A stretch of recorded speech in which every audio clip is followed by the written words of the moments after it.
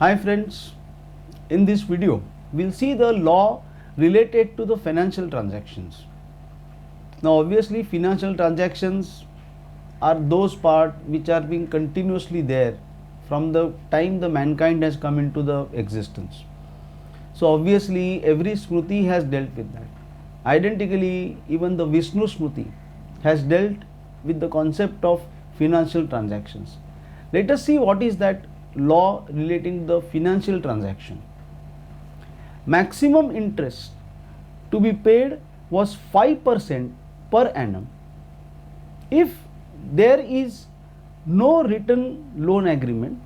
In such case, based on oral agreement and on completion of 1 year, interest as agreed has to be paid.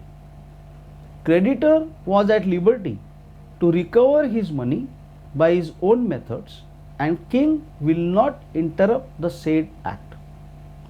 In following 3 ways, debt can be proved.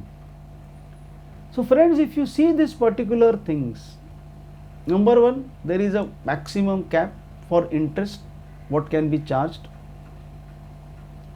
Number 2, oral agreement of loan was considered as a valid agreement, and that is what is very much important, because even today in Indian Contract Act, oral agreement is considered a valid agreement. So again we are finding similarities between the Indian Contract Act, which recognizes oral agreement, and the ancient law which recognizes oral agreement. One more aspect which we have seen here is creditor can recover his debt by himself without interference of king. Now what is that? Today also there are recovery agencies which are private recovery agencies of the financial institutions, and the government does not interfere in their method of functioning. So once again, the concept which we have today of recovery by private recovering agencies again prevailed in the ancient times. Now as regards proving of your debt, written document by a writer by oath.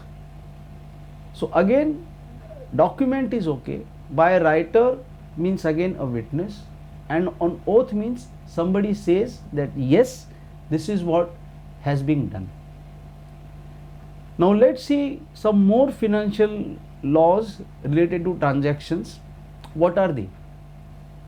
In following case, son or grandson are liable to repay the debt for a period of 12 years.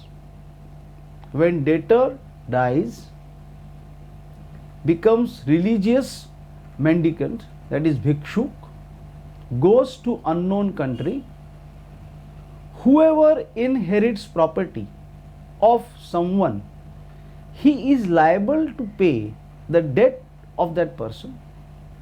Woman will not pay the debts of husband. When there is oral loan agreement with a person, in such case the same can be repaid by any member of his family. Surety is liable to repay the debt. So friends, once again we have an exhaustive law in ancient times as to which are the situations, which are the conditions in which the debt has to be paid of 12 years. Now what is this 12 years? Don't we get the similarity of the limitation law which we have today? What is our law of limitation today? It prescribes to take action within a particular period, within 3 years, within 5 years, within 10 years, within 20 years. That is what exactly the law of limitation does today. Here also when we say that grandson are liable to repay debt for a period of 12 years, which means what? In 13th year they may not be. So that means there was even a limitation law existing in the ancient times. Then we have whoever inherits the property, obviously he is bound to carry the bundle of debts with that. Identical provisions are there even today. Oral agreement, once again, is considered as a valid agreement. Sureties liable to the debt. Today also we have a very identical law which says that the surety and the borrower both are on a common and a same platform. So as on today's law, a surety cannot say that I am not liable till the borrower has not paid. Both are at same level.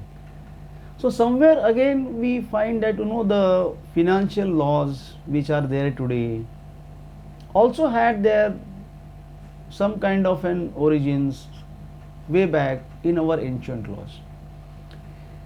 So friends, this was as regards the law which were related to the financial transactions. In our next video, we'll see what are the law on documents which are stated in Vishnu Smriti.